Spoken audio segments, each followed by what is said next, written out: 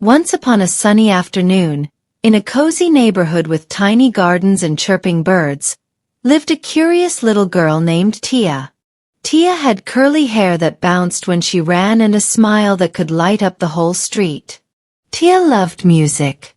Every time she heard a beat, her feet would tap. Her fingers would drum on tables, books, even on her lunchbox. But there was one tiny problem. She had no musical instruments of her own. No drum. No guitar. Not even a flute. One day, while watching a band on TV, Tia sighed, "I wish I had a band too." But Tia was not the kind of kid who waited for magic. No. Tia believed in making things happen. So, she went into the kitchen. First, she opened the recycling bin. Bottles. Tin cans. Old cereal boxes. Her eyes lit up. These don't look like instruments, she said, holding a plastic bottle. But what if they could be? She filled the bottle with some rice and shook it. Shaka shaka. Ooh, a shaker, she squealed with joy. Then, she took 2 wooden spoons and tapped them together. Clack, clack, clack.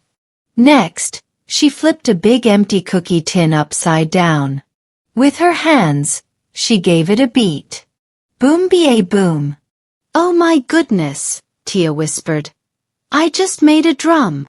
By now, her dog Max had joined her, wagging his tail like he was part of the rhythm too. Tia ran outside into the backyard and set up her instruments on a picnic mat. The tin can drum, rice bottle shaker, spoon sticks, and a guitar made from a tissue box and rubber bands. "Yes," she said, placing a sun hat on her head like a real band leader. "This is going to be my backyard music show." Just then, her best friends, Milo, Asha, and Zane, came rolling by on their scooters. "What are those?" Zane asked, pointing at the odd-looking instruments. "My music band." Tia grinned. "Wanna join?" Asha laughed. "But we don't have any instruments." Tia winked. "Not yet. Come on, let's make some." So the kids ran back to their homes, digging through boxes, asking parents for permission, and bringing back all sorts of recyclables. Asha brought bottle caps and string. She made a jingling necklace that went ting-a-ling when she danced. Zane brought empty juice boxes. He blew across the top like a flute. Puh, puh.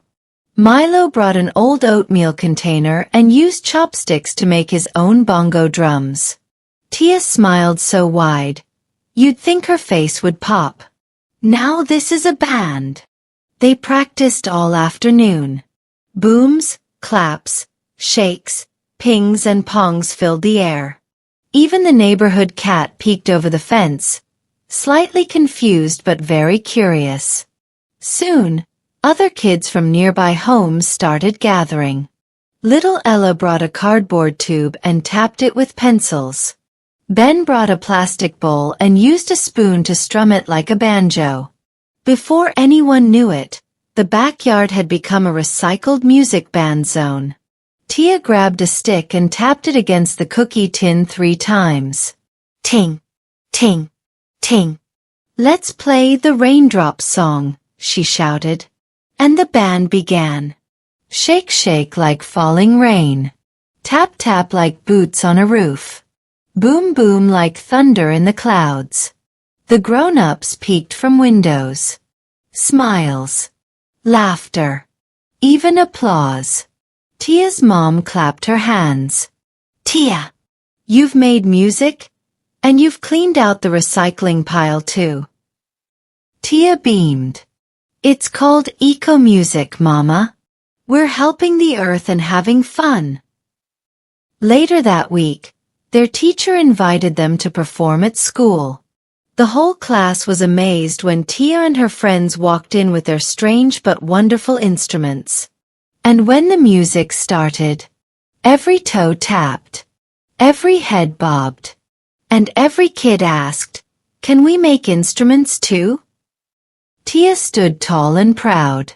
"Of course. Just start with a spoon and a little imagination." And that's how Tia turned trash into treasure, noise into music, and a simple idea into a band that inspired her whole neighborhood. So the next time you hear a clang, a clink, or a shaka-shaka from your recycling bin, just remember, you might be holding the start of your very own music band. Brainy Buddy!